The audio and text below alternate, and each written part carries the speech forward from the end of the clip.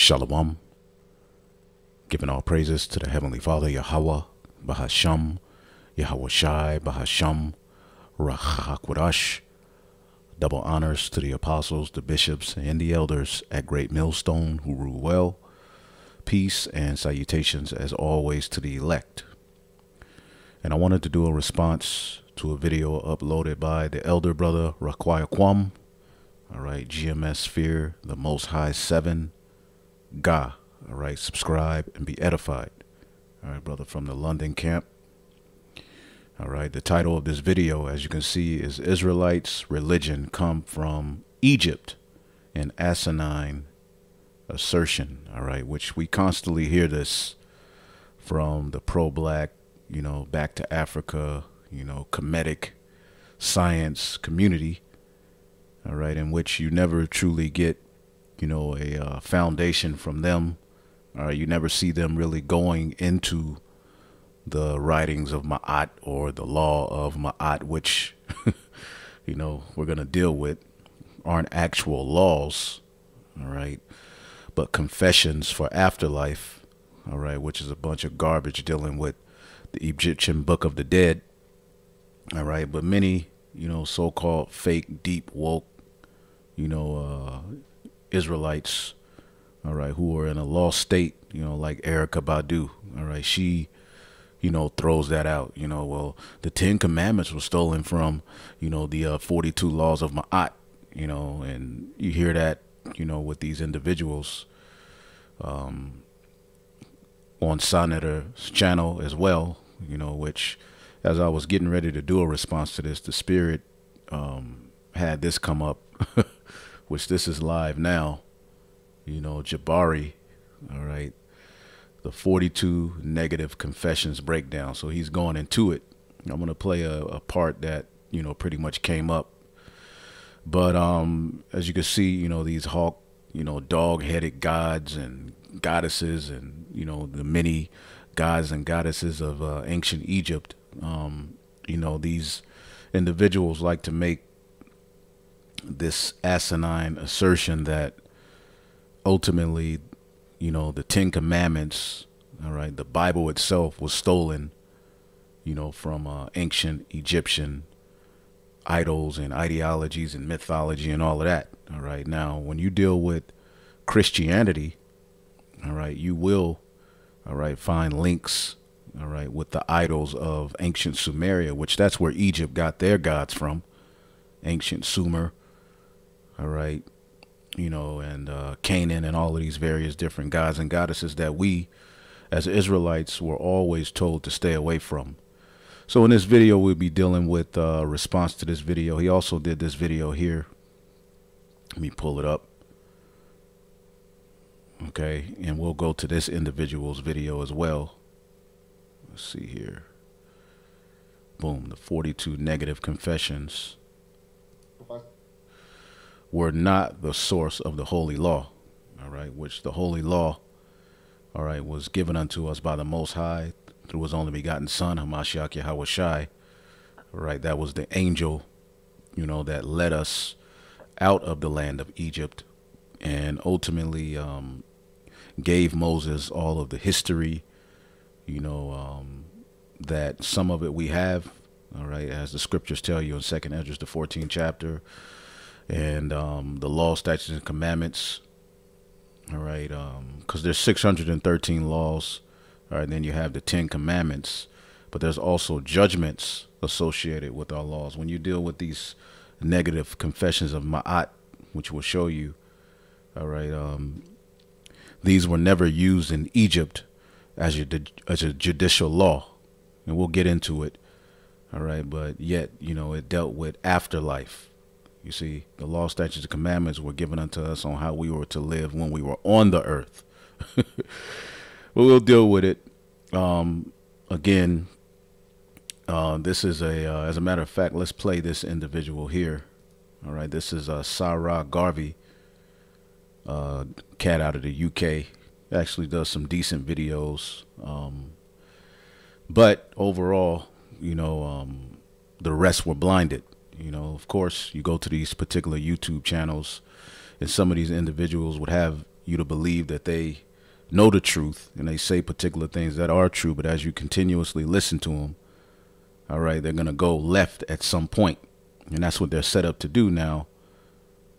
The title of this video is the Abrahamic religions are linked to Egypt/Kemet, all right, which when you deal with the Abrahamic religions, you know, that's Judaism, Christianity, and Islam, which are all filled with idols and perversions of the actual truth.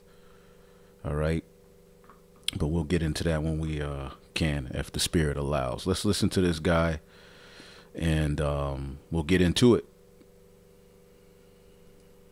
Egypt is mentioned more in the Old Testament than Israel is. All right. Now he starts this off by saying Egypt is mentioned more in the Old Testament than Israel is. All right. Now I would need him to clarify his statement.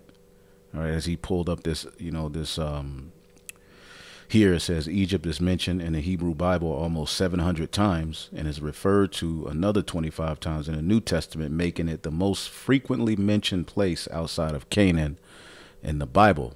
All right. So maybe he's speaking as in the form of a landmass. All right. Well, we were slaves in Egypt for 400 and some odd years, 400 plus years. All right. And a lot of times when you see Egypt in the Old Testament, sometimes it's spiritually speaking. All right. Just like in Deuteronomy, the 28th chapter, it says we shall go into Egypt again with ships. All right. That's speaking of a spiritual Egypt, as Revelation, the 11th chapter, tells you their dead bodies will lie in the street of the great city, which is spiritually called Sodom and Egypt. All right. This very captivity we're in America is patterned after ancient Egypt, okay, which the Greeks and the Romans always ran, all right, to Samaria and Egypt to pretty much borrow their gods and establish their, you know, worship systems, which the Israelites, when we get into the law, we're going to show you, we were, you know, commanded to stay away from the ways of Egypt.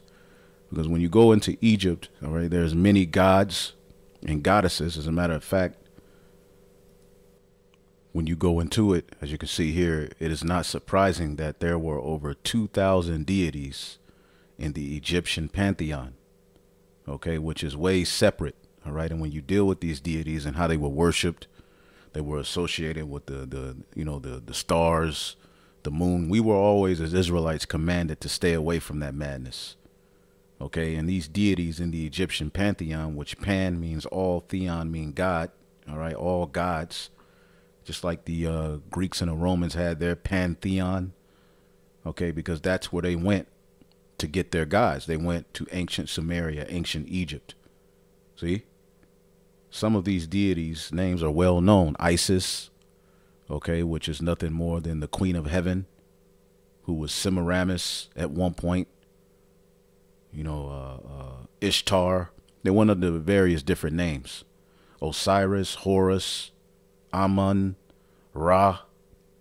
All right. And a nigga from Egypt will say, we'll see, it says, you know, Amun. All right. That's where they get amen. And that's a damn lie. The word amen in the Hebrew just means it is affirmed.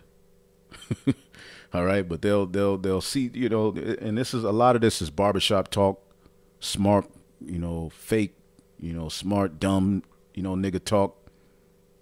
All right. And the best thing for these individuals to do is repent, but they're not, because ultimately they're proud. Hathor, Bastet, Thoth, all right, Anubis, all right, Ptah, all right. And there were many debates done, you know, early, and, you know, from 2007 to 2014 between Israelites and the Kemetic cats. And, you know, the Kemetic cats were always smashed because ultimately all they did was condemn the Bible. They never went into, you know, the moral code of the Egyptians and said how it would help us and what we should do. All they do is talk about ultimately, you know, the Bible is fake. The Bible, you know, this was stolen from Egypt, that was stolen from Egypt, but they never go into where, when, how. And then when they do, all right, it's all associated with the idols that Christianity borrowed. All right, with Constantine, all right, which Lord willing, we'll get into that. All right, he took from, all right, Samaria, you know, which is ancient Babylon. He took from Egypt and he meshed those gods, the Canaanites and all of these various different nations. He took of those gods and meshed them, all right, into this newfound universal religion, Catholicism. That's where you get the Catholic Church. And that's why there's so many idols when you deal with the Catholic Church, because it goes into these various idols. As you can see, 2,000 deities were worshipped in ancient Egypt. Okay? And come on now. But we'll get back to that. And we also have to get into their creation myths, which have nothing to do with the Holy Scriptures. Okay? So let's go back here. He says Egypt is mentioned. Let's start over. Egypt is mentioned more in the Old Testament than Israel is.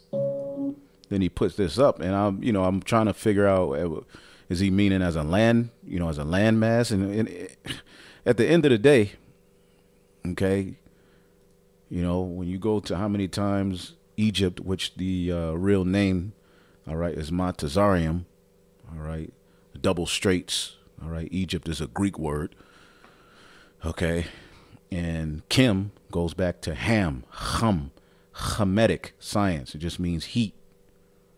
You see? And the sons of Ham, all right, were always associated with some very wicked practices. All right, but Egypt is mentioned more than 740 times in the Old Testament. All right. But when you go to Israel, all right, it's mentioned 2,507 times. So I don't know if he's speaking of the landmass of Israel, all right, compared to the landmass of Egypt. But, I mean, when you go into the Old Testament, especially the book of Exodus, you're going to see Egypt mentioned many times because we were bondage in that land. All right. But, I would have to understand in which way he meant. But clearly the name Israel is mentioned more in the Old Testament than Egypt. OK, but again, even sometimes where you see Egypt, all right, that can be spiritually speaking in the Old Testament. OK, but anyway.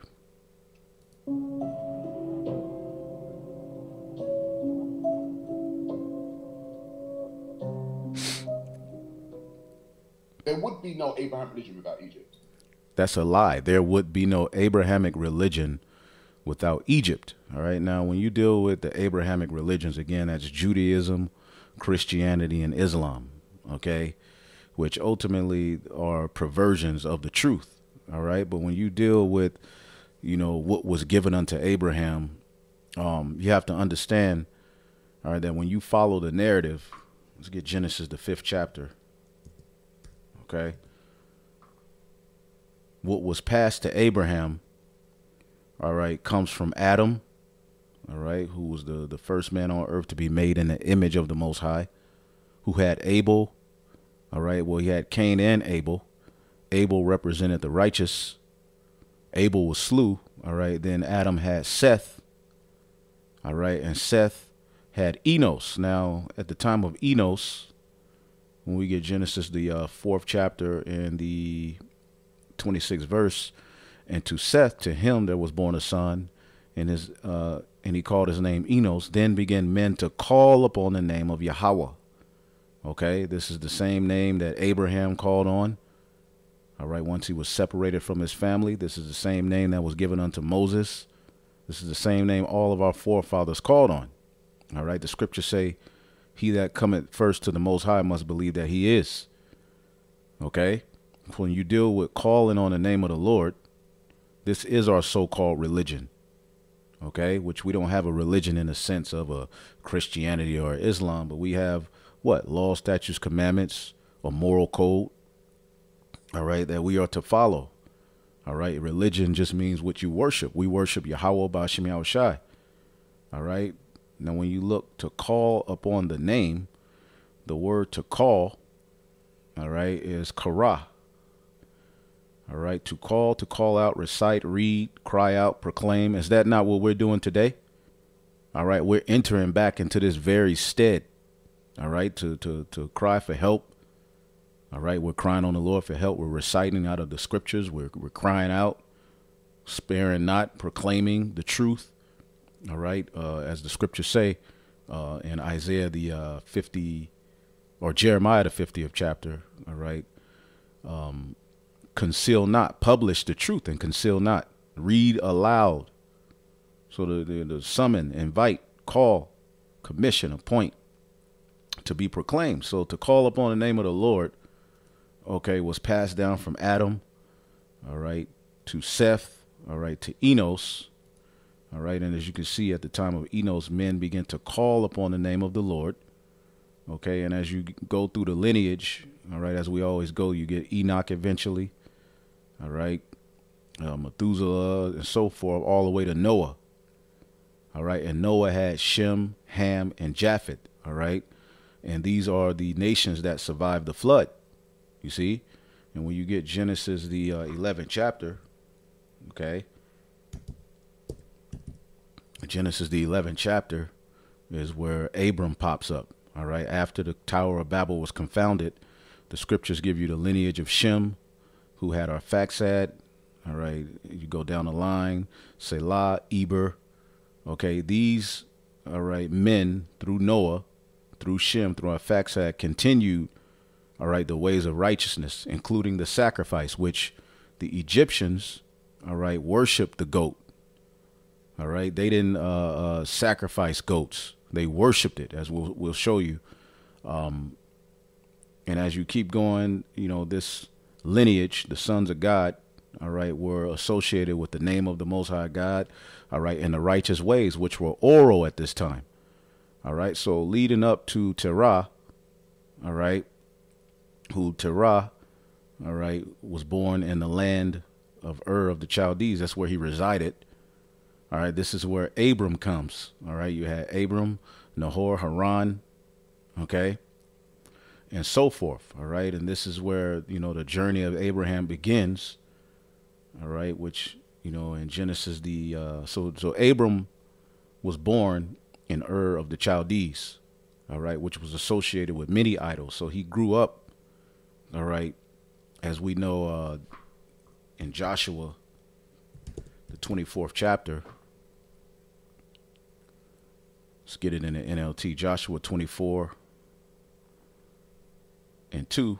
Joshua said to the people, "This is what the Lord God of Israel says. Long ago, your ancestors, including Terah, the father of Abraham, and Nahor, lived beyond the river Euphrates, and they worshiped other gods." And that's what was happening. So Abram was born to a family that worshiped many other gods. All right. But the Bible, as you get the story, okay, and I took Abraham from the other side of the flood, from the other side of, you know, Euphrates, and led him throughout all the land of Canaan, and multiplied his seed, and gave him Isaac. And I gave Isaac, Jacob and Esau, and I gave unto Esau Mount Seir to possess it. But Jacob and his children went down into Egypt. All right. And that goes into the story of that. All right. But going to it, all right, Abraham, all right, ultimately the Lord started dealing with him before, all right, he went into the land of Egypt. Okay. So he's saying there would be no Abrahamic religion, you know, which, you know, that's Judaism, Christianity, Islam, which are all associated with the many idols of Egypt and Sumer. But when you deal with what was given unto Abraham, the Lord separated him from all of that madness. Okay. He told him to get thee out of that country and away from his kindred. All right. And ultimately go towards a land that ultimately will be promised unto him. Okay. And Abraham, you know, made, you know, altars. All right. And eventually became circumcised. Those weren't laws in Egypt. All right. But he built altars to the name of the Most High God, Yahweh. All right. But the ways that were returned unto him came all the way from Adam. All right. Through, you know, Abel, through Seth, through, you know, Enos, all the way up to Noah, who had Shem. All right. It's just that at the time Abram was born, his fathers had, you know, departed from the ways of righteousness. All right. They ate that forbidden fruit. You see? So ultimately, what the hell is this guy talking about? Okay. We'll keep listening to him. All right. But again, this is barbershop talk. Okay. This is what these pro-black jakes do. They just throw these things out but they never really substantiated. You see? I'm 100% totally convinced that there would be no Abrahamic religion without Egypt, because there would be no Abrahamic religion without Egypt. All right, which what Abram followed, all right, through the spirit and power of Yahweh Shemi Shai, which was passed down to Isaac, passed down to Jacob, who had 12 sons. Okay, it was separate. All right, it was separate from the ways, all right, of Egypt. When you go into it, all right, eventually Moses comes on the scene down the line, and that's where we get the law, statutes, and commandments written on stone. But before that, these ways were oral. These were oral traditions, all right, that were passed down, all right. And as you go through many of these ancient societies, there are particular commandments, even in the 10 Commandments, that these different civilizations follow. But as we'll show you, there are only 4 of the 42 confessions of Ma'at that line up, all right. And we'll show you, which in many cultures, they said not to murder, not to steal. Even today, you're told not to murder and steal in the so-called American law, right? You're not supposed to steal. All right. Even though today you can just go and, run up in the store and just walk out whatever the hell you want. But let's keep listening. Then we'll get into it. Egypt is mentioned more in the Old Testament than what it is. You can go to the 42 negative confessions of Ma'at in Egypt, and you can find the 10 commandments within those 42 negative. That is a false statement. You see? Now all right, the 42, all right, laws of Ma'at, which they're not laws, all right, they're the 42 negative, all right, confessions, all right, dealing with afterlife, as when you died in ancient, Egypt, you had the Egyptian Book of the Dead, they dealt heavily with the afterlife. So when you died, you go before the gods and you would have to confess, all right, to what you did as you were on the earth, and if you passed the test, but pretty much you would be, granted, the afterlife.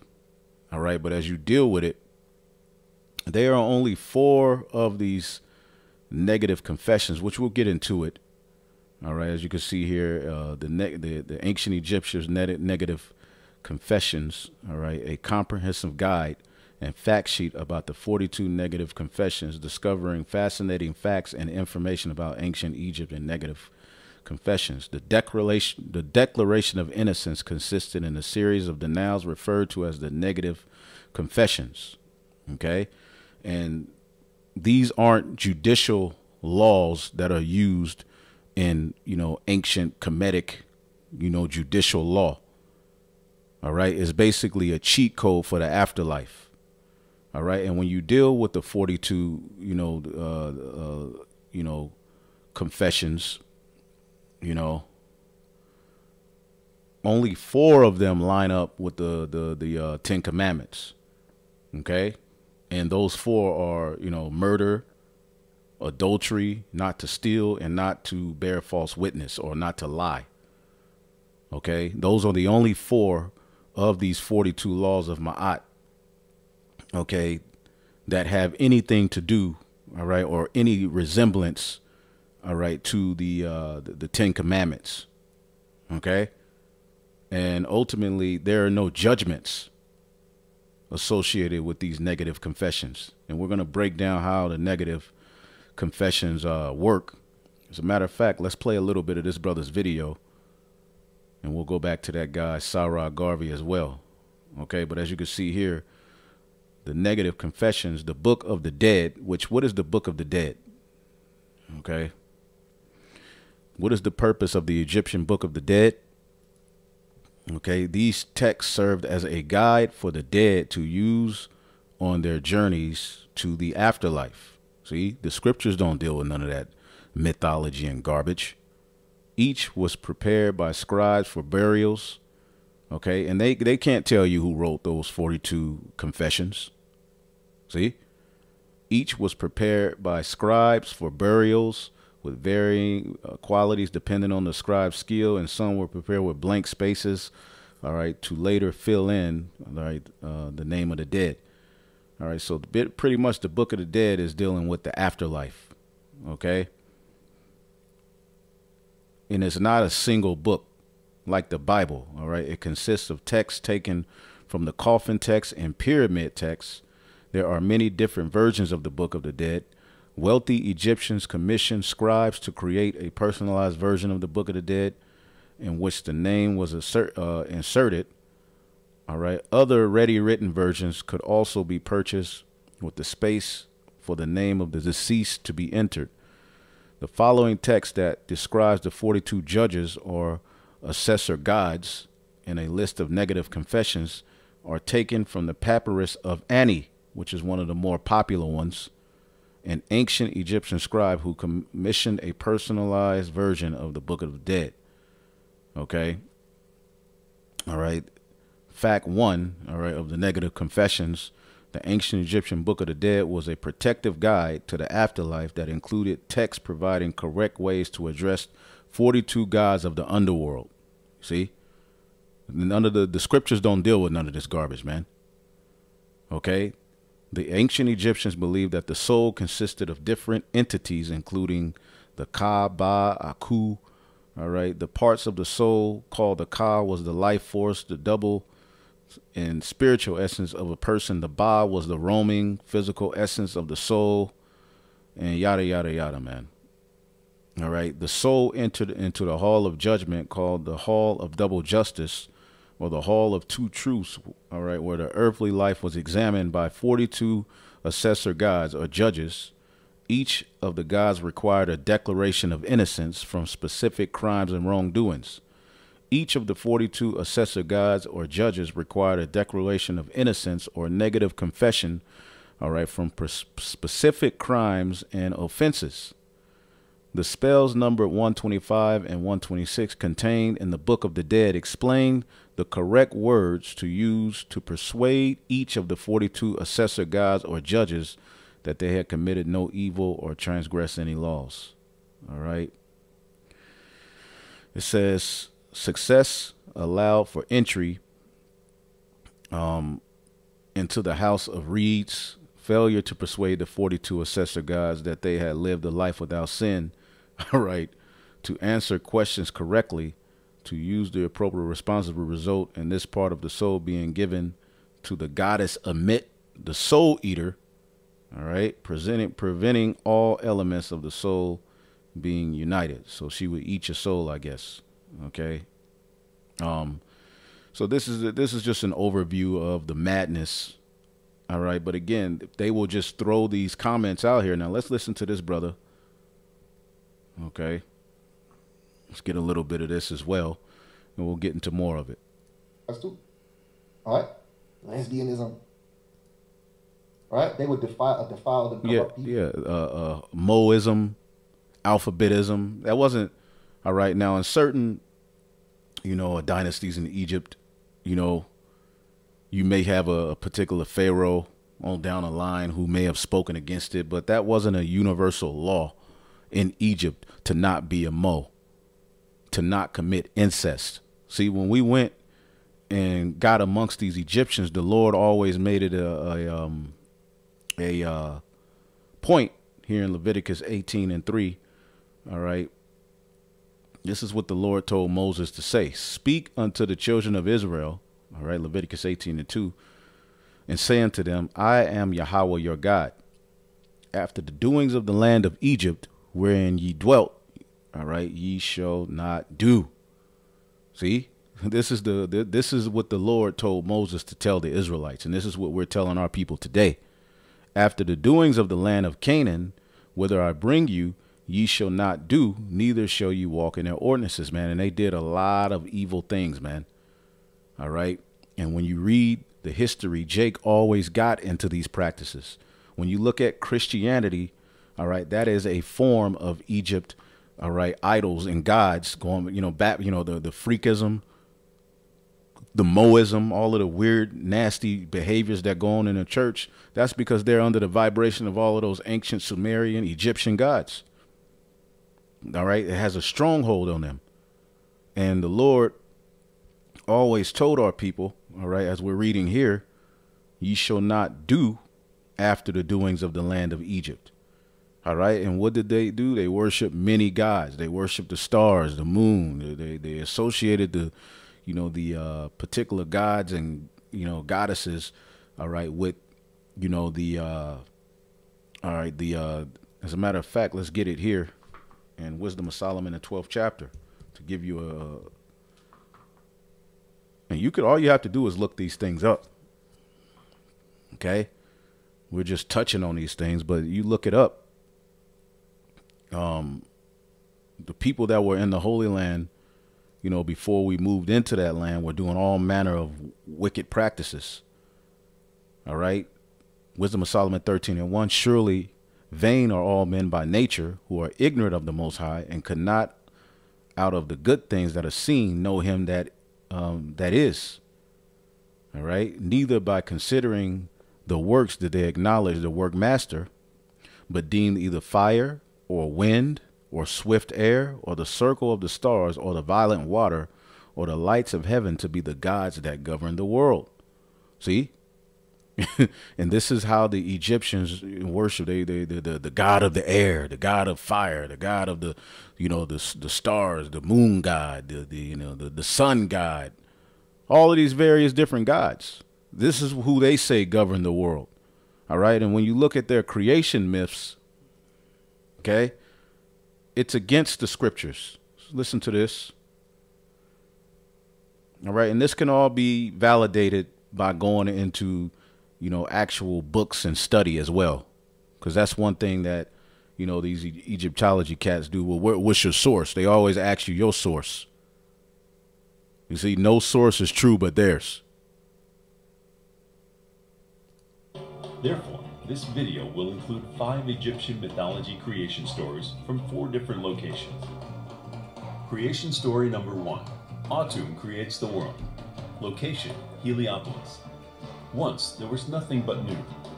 See, and when you deal with the law, statutes, and commandments, our way of worshiping Yahweh B'Shem Yahushai, it was a way, all right, that was given unto us, that was a standard to be practiced throughout all of the land of Israel and wherever we went. When you deal with Egypt, it differed from this region to that region, and it was all over the place. There was no set, laws, all right, that applied to all of the Egyptians and their people.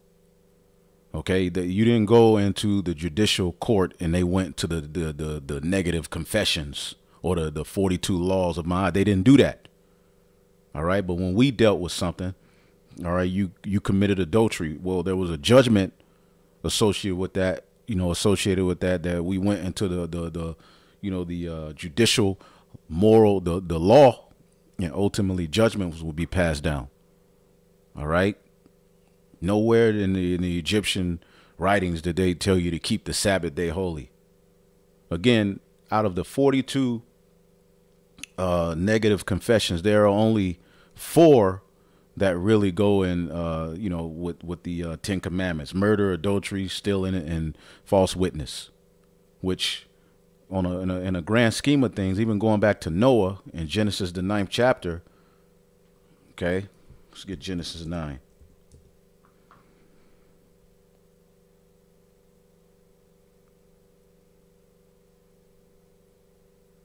Genesis 9:5. And surely your blood of your lives will I require at the hand of every beast, will I require at the hand of every man, and at the hand of every man's brother I will require the life of man. Whoso sheddeth man's blood, by man shall his blood be shed, for in the image of God made he man. All right, dealing with the chosen man, the chosen people. All right, there was a way we were supposed to live. All right, but ultimately you see here, even going back, all right, after the flood, and the Bible doesn't hide from the fact that these different, nations had their kingdoms. Yes, the Hamitic, all right, which today, they associate with African, the Hamitic people. Yes, they had great empires. All right. But when you go into the ways of those empires, they were detrimental to the Israelites, as the Israelites, okay, Psalms 106 and 34, they did not destroy the nations concerning who the Lord commanded them, but were mingled among the heathen and learned their works and served their idols, which were a snare unto them. You see, as we're showing you. All right. One of their idols was the goat. All right. Let's go here. Let's get Leviticus, the 17th chapter and the 7th verse. All right. These are the practices that Jake picked up in Egypt. Leviticus 17 and 7. All right. And they shall no more offer their sacrifices unto devils, after whom they have gone a whoring. This shall be a statute unto them forever through their generations. Now, when you look this up, we'll get back to those creation myths. All right. The people must no longer be unfaithful to the Lord by offering sacrifices to the goat idols. All right. That goat, the devil, the horn. All right. Today, you see these different wicked people who are a part of this cult on the left hand. They throw up the horn. All right. They're worshiping, the Baphomet, which goes, back to ultimately the goat of Mendes. Okay. Which when we got into Egypt, our people, all right, as they were mingled among the Egyptians, they learned these things and they were offering sacrifices to goat idols. All right. And the Lord told us not to do these things. And all you have to do is look up the Egyptian, all right, worship of the goat of Mendes, or the he goat, often represented, all right, on Egyptian monuments as a ram, identified by Herodotus as the Greek god Pan. All right. He was supposed to be the god over them all. All right. Was the god of Mendes. Okay. And you can go and read into it, but ultimately the goat of Mendes, all right, was something heavily worshipped in Egypt. And when they saw that we, Israelites sacrifice goats, they looked down on that. Okay. They got hostile.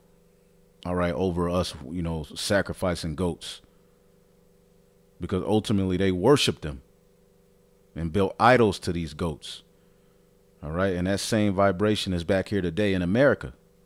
All right. But that's a whole nother lesson for a whole nother time. Okay. But going back here, let's listen to there's 5 creation myths. All right. Now we have a creation story in the book of Genesis. All right. And when broken down in its proper form, you understand that the Most High gave the blueprint to the Elohim, headed by his only begotten son, to create everything, all right, in the heavens and on earth. Okay. And then once everything was complete, all right, he sent them, starting with his only begotten son, start with Adam, onto the earth, as there were other people on the earth. And he gave Adam the breath of life, all right, the ways on how to govern this earth. All right. And the Bible follows that chosen seed from Adam, all right, all the way up, all right, to Noah, Shem, all right, all the way up to, through our fact set, all the way up to Abraham, who had Isaac, who had Jacob. These are the sons of God. These are the people whom the Lord chose to be nigh unto him. And when you go into the history, they've always had a problem, all right, with mimicking these heathen in their worship practices and linking it to theirs. Nothing but the waters of Nu. And the waters of Nu were formless, and they were dark. And from Nu, from the void of the waters, sprang Atum, the first of the gods, the creator of the gods, and all that is. Atum wished for bodily pleasure, so he pleasured himself. And from his seed sprang Shu, who is the air. You heard that? He pleasured himself, meaning he beat off, jade off, J-A-C-K'd off. All right. And, burst, the different other gods and goddesses into existence. And Tefnut, who is the light. Shu and Tefnut were alone with Atum, alone on the primordial hill in the waters of Nu, and they became separated from one another. This caused Atum great grief, for he loved his children. Atum sent his eye to look for Shu and Tefnut, and while his eye was gone from him, Atum replaced it with another, greater eye. Soon enough, Shu and Tefnut returned with Atum's first eye. The first eye saw that Atum had supplanted it with another, greater eye. See, madness. Let's go to the second one. I don't even want to hear that one no more. Ra and the 8 gods create the world. Location, Hermopolis. Before all things, there were 8 who are the 4 and their consorts. These were Nun and Nunet, Ha and Hauhet, Kuk and Kauket, Amun and Amunet. And these together were water, unendingness, darkness, and the unseen, which is the air or wind. The 4 gods had the head of frogs, and their consorts the heads of snakes. Together, the 8 gods hatched out from the primeval mound that stood within the void of the waters. The 8 gods made the Nile and caused it to have its flood time and its receding. They made the lotus grow out of the waters, and when the lotus opened, inside was a scarab beetle. The scarab beetle transformed itself into a divine child, and this child was the god Ra. The lotus is thus the birthplace of this. And see, it's important to understand that these myths, a lot of these myths were around before we received the Torah from the Most High through his angel to Moses. You see, because the sons of Ham, the sons of Japheth, all right, they also survived the flood as well. So they had their myths and gods and all kinds of stuff as well, again, before we received the Torah. All right, but when we received the Torah, it specifically told us to stay away from this madness. Okay? Yes, a lot of these religions and practices were in the earth before we received the Torah. The Bible doesn't run away from that. We received the Torah in Egypt. Okay? The Bible is the perspective of the world, all right, from the perspective of the chosen people. This is what we believe, all right? And Moses gives us our history starting in the heavens, all right, and on earth with Adam, you know, how we fell, you know, and pretty much gives us the breakdown of what happened, you know, as we were led out of Egypt and other things. All right. The Torah is the foundation of our belief. All right. But again, we were told, all right, by Moses himself, all right, by the direction of the Most High through his angel to what?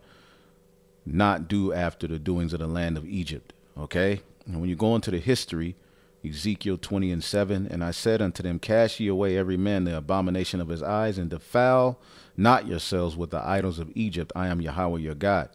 But they rebelled against me and would not hearken unto me. All right. They did not every man cast away the abominations of their eyes, neither did they forsake the idols of Egypt. Then I said, I will pour out my fury upon them to accomplish my anger against them in the midst of the land of Egypt. All right.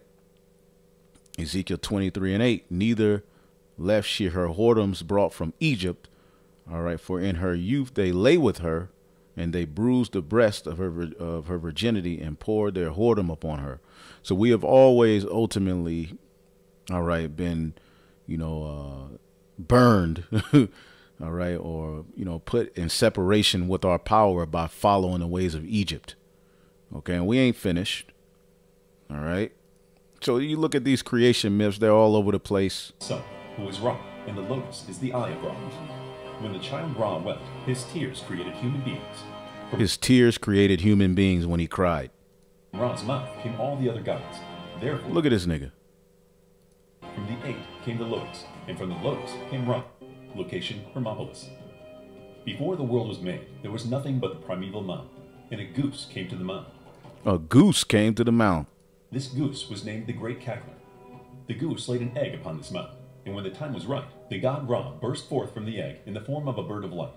Ra then went on to create. And this is where you get all of that Big Bang stuff that has followed up until today. That all goes back to Samaria. It's a bunch of madness. Okay, let's go to the 4th one. In the nothingness that was before all of creation, first there was Patan, who was also Nu, the void of the waters. And from the heart and tongue of Patan sprang Atum, the first of the gods. And from the seed of Atum came Shu and Tephu, who are air and sky. From the seed of Atum and from the words of Atum came the non-gods.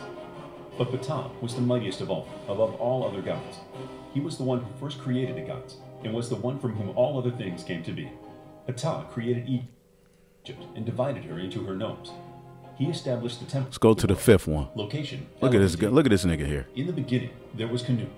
Canu wished to create, so he made the gods. And it was he who fashioned the egg from which sprang the sun. Canu. So we don't need to even go into any more of that. This is why the Lord told Moses to tell us this.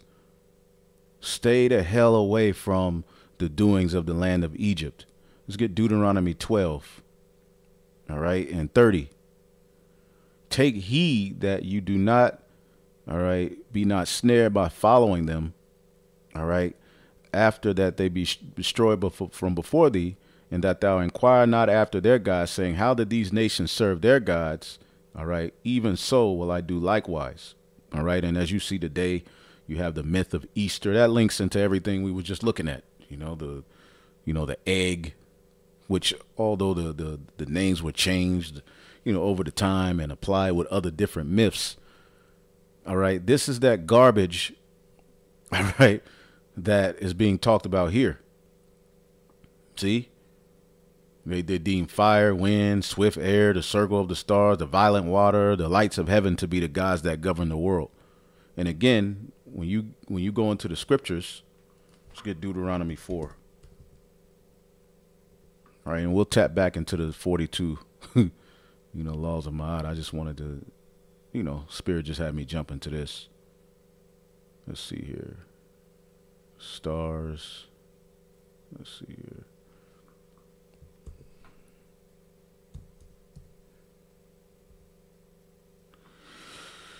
Let's see here. Deuteronomy 4 and 16, lest ye corrupt yourself. I start at 15. Take ye therefore good heed unto yourselves, for ye saw no manner of similitude on the day that the Lord spake unto you in Horeb in the midst of the fire, lest ye corrupt yourselves and make you a graven image in the similitude of any figure, the likeness of male or female, the likeness of beast that is on the earth. All right, the likeness, and this is what they did. They worshipped all kind of gods. When you look at the plagues that happened in Egypt, they were associated with the different things they worshipped. The frogs, all right, I forget the name of that fly. All right, it's right at the tip of my tongue. All right, it's like a grasshopper type deal, but they worship many things, man. The snow, the sun, they worshipped everything. Anything that, they can see on earth, all right, they would make a myth associated with a god. We don't do that in our culture, man. Okay? Why do you think these different gods had hawk heads and dog heads and frog heads and alligator heads? They had sex with alligators in Egypt. They used alligator dung as a form of birth control. You see? Madness. They had all kind of diseases. That's why they had to wear condoms. Women had rights in marriage. That's where women's liberation goes back to Egypt. Look how that's worked out for us. But anyway, the likeness of any beast that is upon the earth, the likeness of any winged fowl that flieth in the air, right? The likeness, the locust. Yeah, they worshipped all of those things. The likeness of anything that creepeth on the ground, the likeness of any fish that is in the waters beneath. They worshipped the Nile River. Okay, and they used to ejaculate in the Nile River. Let's look that up. Okay.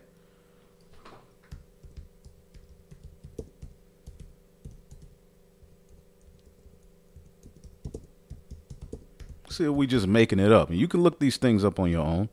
In ancient times, the Egyptians had a culture of public masturbation, circle jerk, which is back here in America.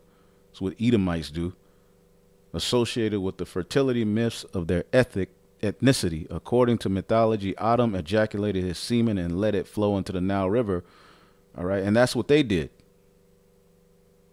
Okay, yeah, it is evidence. Okay, just look it up and do your own research. Don't take our word for it. All right. Look these things up. That's what they did. Okay. Now let's just get to the point. Deuteronomy 4:19, lest thou lift up thy eyes to heaven, and when thou seest the sun and the moon. Why do you think Christmas is associated, all right, with a particular, place in the heavens where a particular star is at its lowest point, then it rises? That's dealing with the gods and myths of, ancient Sumer and Egypt, man.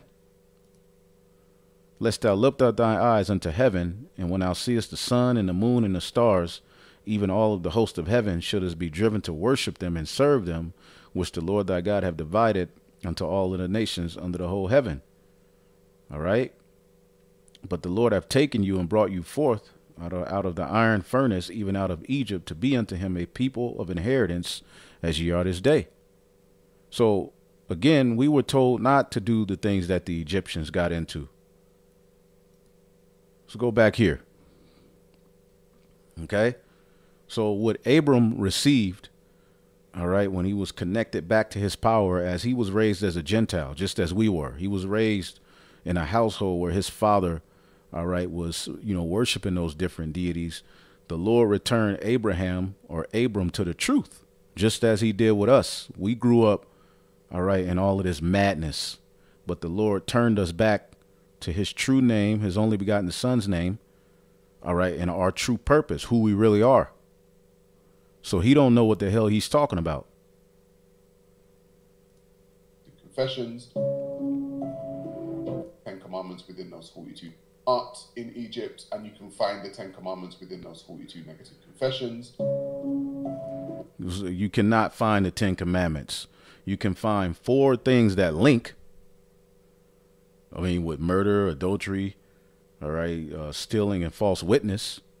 All right. But again, these are not laws, okay, that were used in judicial affairs, all right, as judgments in ancient Egyptian culture.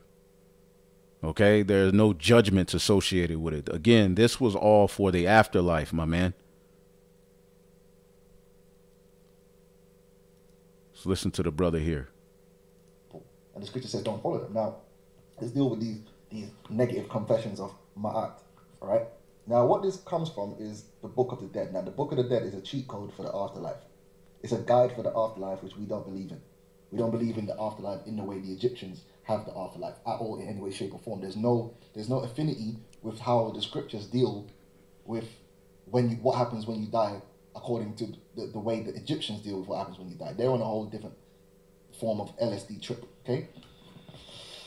Now, I'm going to read this because it's going into all this madness. And this is why they would leave the heart in the body and take out organs and all this madness, mummification, all this crazy stuff, man, which we never did because we didn't copy Egypt. The heart was placed on a scale in a balance against the white feather of truth. And if it was found to be lighter, one went on toward paradise. If it was heavier, it was dropped onto the floor where it was eaten by the monster Amut, and the soul then ceased to exist. we don't deal with all that. Come on, man.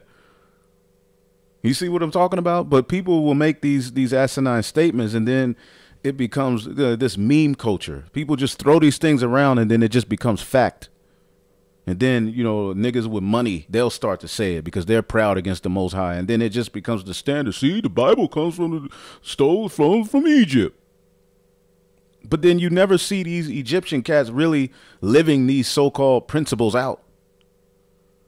What is the Egyptian dietary law? What is the law against a man lying with man? What's the judgments? We can go into the scriptures and show you these things. In our culture, prior to this final judgment and one's reward or punishment, which again, in the Holy Scriptures, we don't have no heaven or hell. That's pagan philosophy. Pagan. That's not in the right. And when you die, you go to the spiritual realm. Okay? You receive, ultimately your judgment in a form of what's going to happen to you. You rest. And then, 3 or 4 generations down the line, that soul is returned to the earth. All right. And ultimately receives its judgment on earth as the place of judgment. See, the Egyptian, this thing we're dealing with here is dealing with afterlife and judgment in the afterworld, or whether you could go, or if you didn't pass the, these 42 confessions and you were found guilty, a particular monster would eat your soul. It's madness, man. How in the hell is that helping our people today? What exactly did the Bible take from that? See, but when you deal with the gods of the underworld and all of that, that's where Christianity does borrow from Egypt. See, but we, the true worshipers of Yahweh Shemi Shai, we know and understand to be careful, all right, to stay away from that madness, because that's what has bitten us in the ass since the garden. All right. These are all ways that have been passed down. See, after the flood, all of those ancient, ways that go back to the garden and all that ancient witchcraft was returned through the seed of Ham. All right. Through, the Cushites, the Canaanites, and so forth. All right. They started the rebellions against the Most High, and they had some very, very immaculate rulerships. The Bible ain't running from that. The Bible tells you they had, the scriptures tell you Nimrod was a mighty one in the earth. Okay. It wasn't just him and his people. And they conquered and they led rebellions against the Most High, but it came to naught. See, but the chosen lineage, all right, from Noah through Shem was always amongst that madness through our faxad. See? Even as we're back here today amongst all of this madness. But as you can clearly see, this is madness, man. The scriptures. Oh, okay, there's a final reward and a final punishment. Like, no. There's just the law, statutes, and commandments. And the curses, all the judgments are on earth. Osiris, Thoth, and Anubis would confer with the 42 judges. We don't have no 42 judges in our team. Yeah, there's no 42 judges, and he's reading from here. All right, the negative confession, also known as the Declaration of Innocence, is a list of 42 sins which the soul of the deceased can honestly say it has never committed. And see, we have committed sins.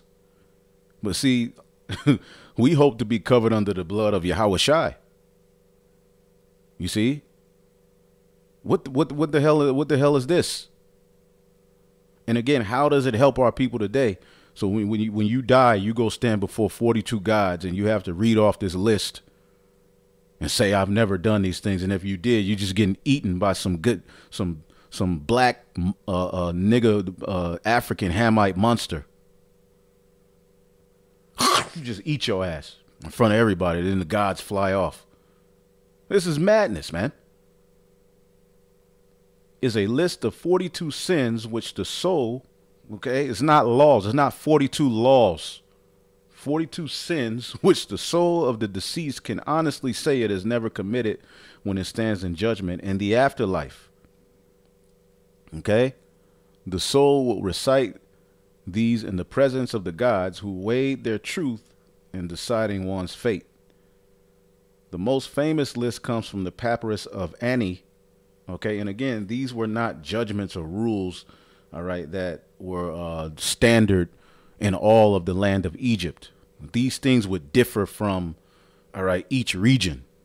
All right, when you deal with the law, statutes, and commandments, all right, they were given to the 12 tribes of Israel as a moral code, as a way that they were to walk, to keep them holy and separate from all of the madness that was going on, all right, with these ites. Okay, these wicked ites were so nasty. Okay, let's get Deuteronomy, the 7th chapter. That we were, the Lord told us not to even make marriages with them. Let's get Deuteronomy, the 7th chapter.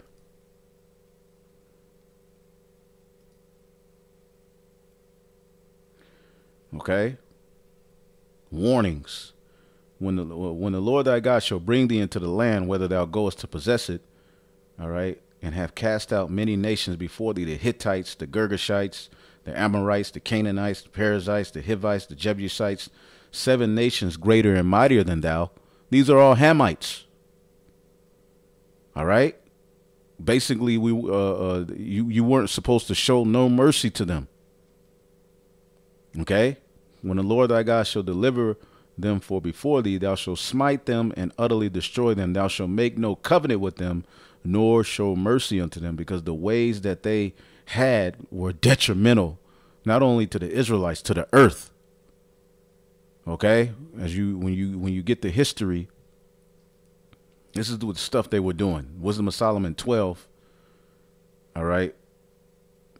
And 3, for it was thy will to destroy by the hands of our fathers both the old inhabitants of thy holy land, whom thou hatest for doing the most odious works of witchcrafts and wicked sacrifices. All right. And this is what Sonetter and all these people are saying. We should go back to the African way. Merciless murders of children, which really is no such thing as an African. These are the sons of Ham, the Hamitic people. Ham. The Hamites. We're not Hamites. Okay? Devourers of men's flesh. Feast of blood. See? This is the type of stuff that they were doing. So when you read here in Deuteronomy 7, when we went into to possess the land, we were supposed to kill all of them, which was supposed to be, fulfill, the curse of Canaan in Genesis, the 9th chapter. All right. But you should make no covenant with them, show no mercy to them, make marriages with them. You weren't supposed to do anything with these particular Hamite nations. All right. You should, this is what you should do. You should destroy their altars, break down their images, cut down their groves, burn their graven images with fire. For thou art an holy people unto the Lord thy God. The Lord thy God hath chosen to be a special people unto himself above all the people that are upon the nation of on the earth. Okay? So, the Hamites were wicked, man. They were nasty as hell. All of the nations, but the Ham was a special nasty. And see what Esau did, going back to the Greeks and the Romans, they tapped into all of that ancient wisdom of the Hamites and pretty much repackaged it. And this is where you get Romans 1, Jake being mingled among them, learning all of that madness.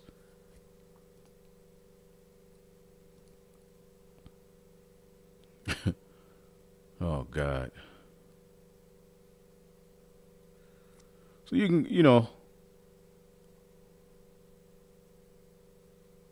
the negative confession appears in Spell 125, which is easily the most famous, as it includes the accompanying vignette of the weighing of the heart on the scale against the white feather of Ma'at. And see, this is what this dude was going into when I happened to look at this. I paused it. I just happened to see this pop up. Let's listen to him. The noble known as Hunefer, and you can see his heart being weighed against a feather. See? His heart is being weighed against a feather. And I think it's so interesting, and as you look at this scene, you may notice that the scales themselves are personified Ma'at. She has literally turned herself into the scales of Ma'at. This is powerful. Shrine members, what is the name? There's a name for these scales. What are the names of the scales of Ma'at? They have a name. Who remembers the name for the scales of Ma'at? You can call them the scales of Ma'at, but what are they named? When you read, here it is. We're in the middle of the so-called white man getting ready to lay down martial law, bring the chip. Okay, the civil liberties are getting ready to be taken away. We're in the middle of an economic collapse. How does this help us? You see, now we're going into this today just to show you that, this guy right here, okay, doesn't know what the hell he's talking about. Sarah Garvey. But what is this? Let's finish him, and then we'll go back to a little bit more. We'll close this out. The 42 Testament than what it is. You can go to the 42 negative confessions of Ma'at in Egypt, and you can find the 10 commandments within those 42 negative confessions.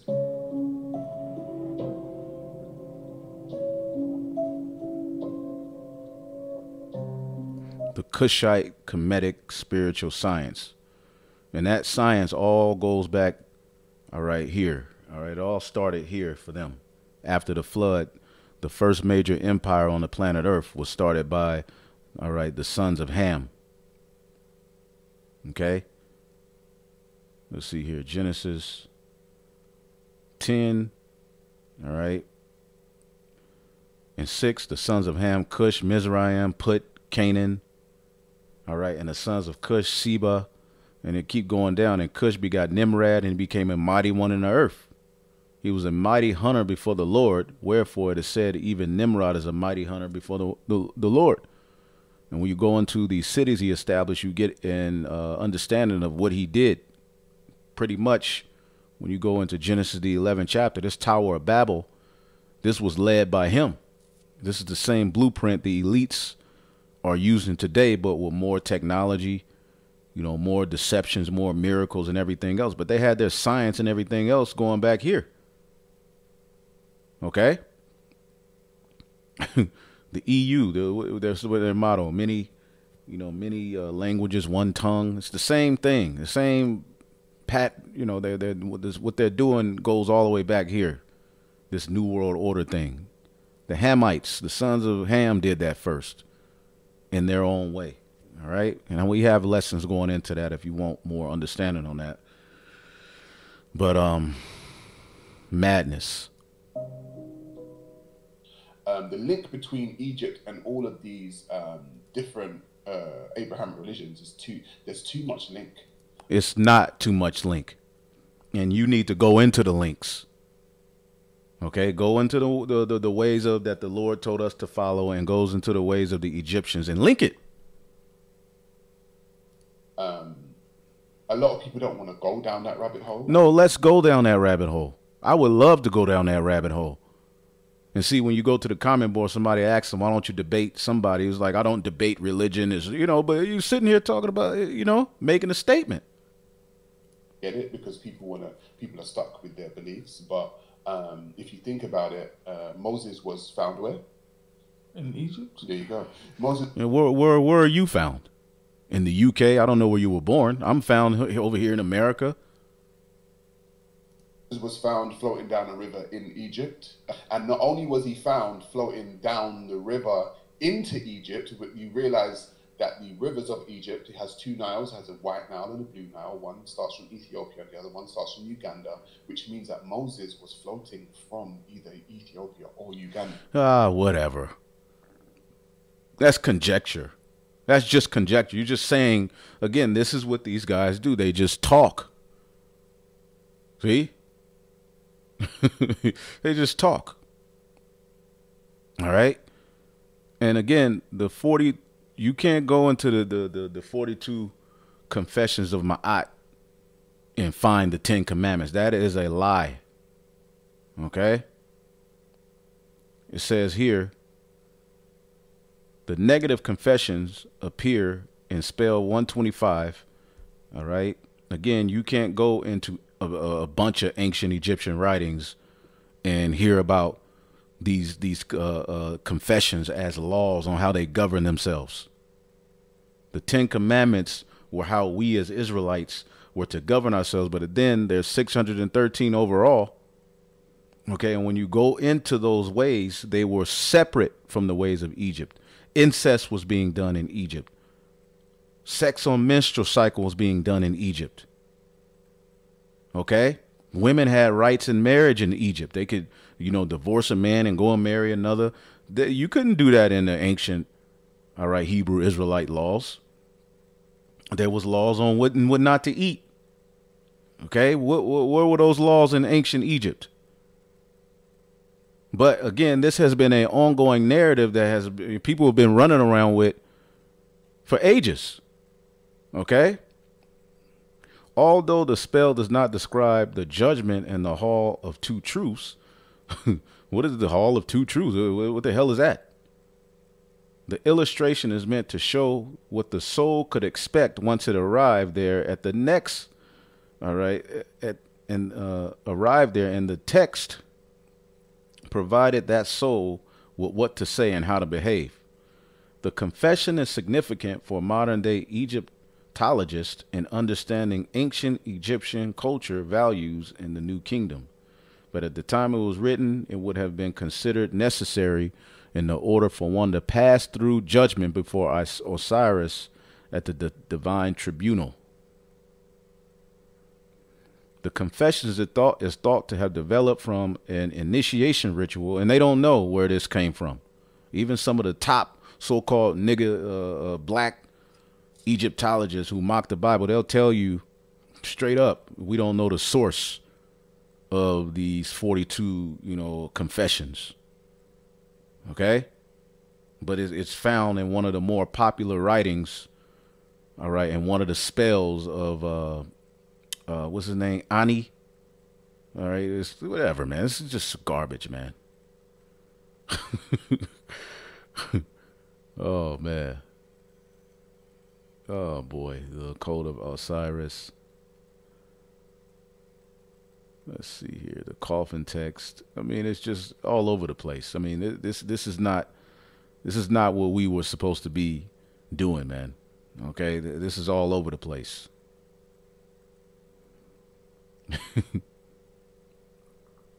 Let's see here.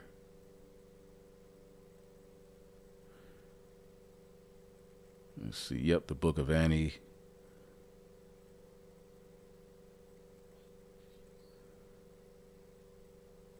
Now this link with the Ten Commandments, the Hall of Judgment, you know, is little known of the great number of the 42 gods, but it is likely that they were local gods, each one representing a gnome.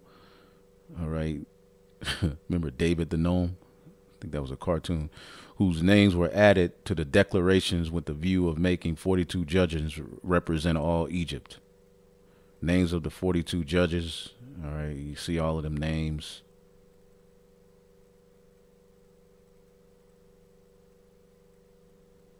This is crazy. It's all over the place, right? Now let's read this. Are the 10 commandments taken from the 42 precepts of Ma'at? The 42 precepts, or the 42 confessions of Ma'at, are a list of principles named after an Egyptian goddess of truth, justice, and order. The precepts of Ma'at are found in inscriptions and tombs and some papyrus records. Some critics of the Bible claim the 10 commandments were not originated with Moses, all right, but were plagiarized from the 42 precepts of Ma'at. All right, neither logic nor history supports this claim. According to Egyptian religion, a dead person's soul is weighed against a feather on the scale of Ma'at. All right, now, are they teaching this? Now, he's going into it here, but when you go into these niggas' lives, they don't believe this shit, man. You know who's really dealing with this ancient wisdom is Esau. Okay, the higher up elites, they're the real ones practicing this ancient Egyptian madness. The most these guys will do is Shaka Amos putting that ponytail on the side of his head, which if you don't know who that is, let's just look up Shaka Amos.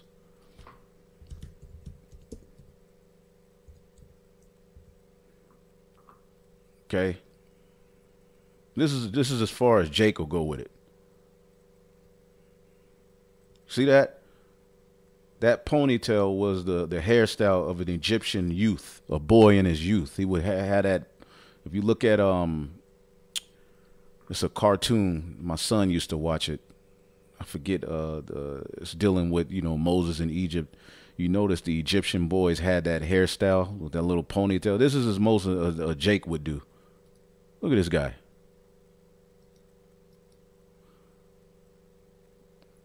But to really practice the sorcery and left-hand magic of the Egyptians, the elites are doing that. These guys are just talking. And you notice all they can do is sit up there and really talk about the Bible. They're forced to now go into their beliefs because the Israelites are like, look, go into what you believe in. For years, it was just the Bible, the Bible, the Bible. That's pretty much how Sonetter gets the most of his views. Let's see if we can get this to come up. Hold up. All you would have to do is just type in Shaka Amos. You're going to get a good laugh. As a matter of fact,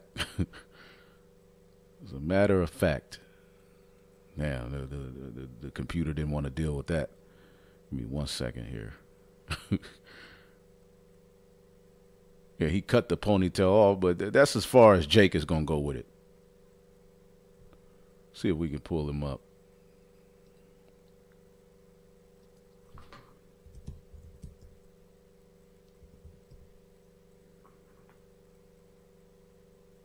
Shaka Amos.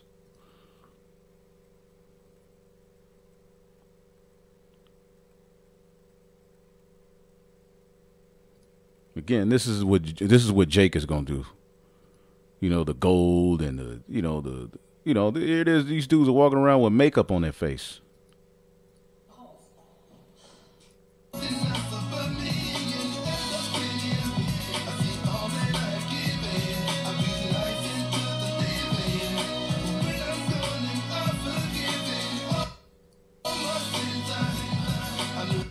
Come on, man. I'm not, you know what? I'm going to leave that alone. I'm not going to even go there. Come on, dog.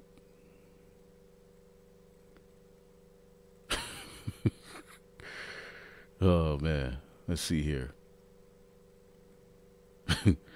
According to ancient Egyptian religion, a dead person's soul is weighed against a feather on the scale of Ma'at. Only those whose hearts are free from evil are spared from the judgment. As a way of proclaiming his purity, the dead person declares the 42 principles of Ma'at, each to a different sub-deity. The Bible ain't dealing with this. These principles are not laws in any sense. They are simply declarations. See, they're not laws. They are simply declarations that a person, all right, has avoided certain behaviors. Each phrase as negative. For example, I have not swindled. I have not taken food from a child. I have not made anyone cry. All right. Of course, there are similarities between some of the principles in Ma'at and the Ten Commandments, in particular, 4 of them. Any culture's moral code will overlap other moral codes to some extent. For instance, all right, the Egyptian statements, I have not told lies, I have not committed adultery, correspond with 2 of the 10 Commandments. However, this similarity by itself is not evidence that one inspired the other. Just like they say, the Bible stole the story of the flood from, all right, the Sumerian text, the Epic of Gilgamesh. Basically, the sons of Ham, the sons of Japheth, and the sons of Shem are going to all have stories of the flood because they survived the flood. Duh. But this is not evidence that one inspired the other. What they list as long as 42 precepts or confessions of Ma'at, there are bound to be parallels with other moral systems. Okay? The 42 precepts of Ma'at do not seem to have enjoyed widespread distribution in ancient Egypt. It was not a widespread moral code that they all walked by. Other than their presence on walls of several tombs, all right, they appear in 1 or 2 written Egyptian works, and those are spells in the Egyptian Book of the Dead, which is not one book. It's all over the place. But there is almost no historical documentation about how the ideas were used, different lists, or different places. See, we can go into our scriptures and show you, all right, where particular laws were put in place. People were stoned, burned, judgments took place based upon, all right, the laws of the Bible, man. All right. Even when the Messiah was on the scene, what did they celebrate? The Passover. Okay. They celebrated Hanukkah. Okay. What's the origin of that? We can go to these things within our writings, within our history. You can't go to too many writings in Egypt and hear about these 42 confessions. And these niggas today ain't following none of these confessions. All they do is swindle, lie, steal, a bunch of adultery going on. Hell, Polite is in jail right now for what? All right. And a whole bunch of people. All right. He had that Egyptian paint under his eye, which that's nothing to there's nothing but a depiction of the pineal gland. That particular let's see here.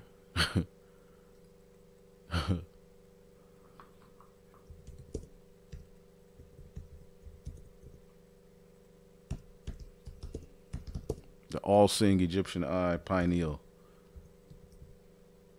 gland. That's all it is. Oh, man. The all-seeing Egyptian eye. The eye of Horus is a sign of prosperity, all right, which has often been referred to as the third eye. The eye of Horus structure shows a resemblance of the part of the brain that sees to encompass the pineal gland. The ancient Egyptians are one of the first cultures to have many art of medical findings. And, you know, Polite had this, you know, the drawn around his eye. You know, they wear makeup. Men wear makeup. See here. All right. Pineal gland, the eye of Horus. This is good, brother Polite.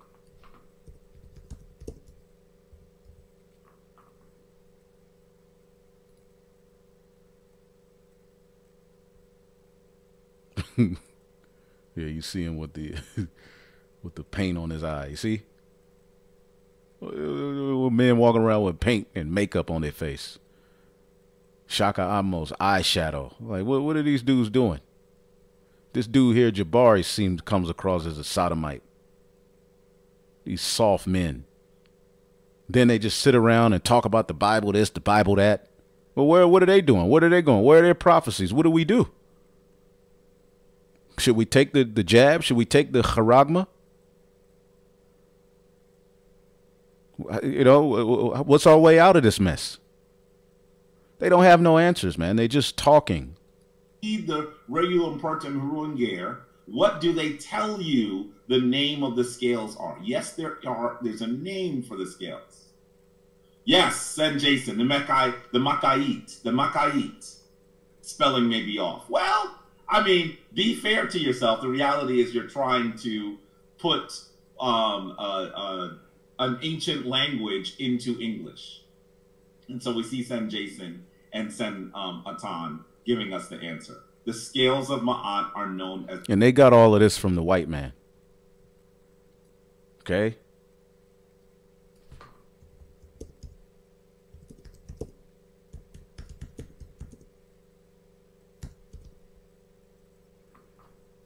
Who's the father of Egyptology?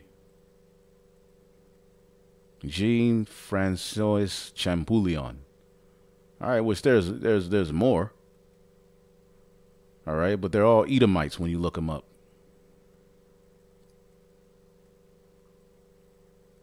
Okay? These are the ones who gave you Egyptology. And to this day, all right, they're doing tours with mummies, talking about this is the great god Canute or the Rootin' Tootin' and all this madness. All right, going around doing tours with these bodies. And look at his hands. Okay, look where his hand is. See? These are all Masons and weirdos and creeps. They didn't mean us no good. The fathers of African American studies. All right, Franz Boas and Melville Herskovitz, two small hats who were at the forefront of telling you that your history goes back to Africa and you're Africans and you're the sons of Ham. Anyway, there's so much more we can cover here. You know, I just wanted to tap into it. You know, at the end of the day, let's see here.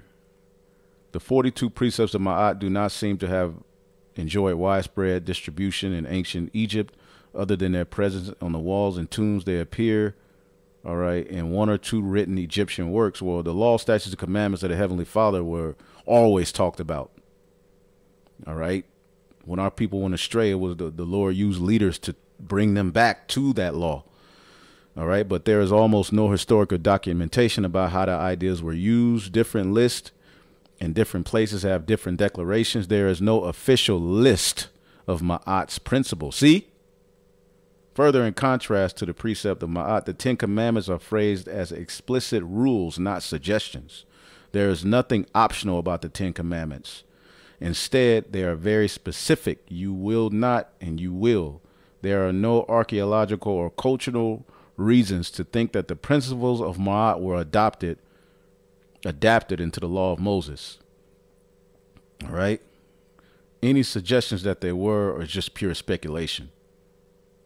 Okay? The most common argument connecting the Mosaic law and the precepts of Ma'at relies on the fact that the Ma'at worship predates Hebrew culture. And again, we told you, we got the Torah after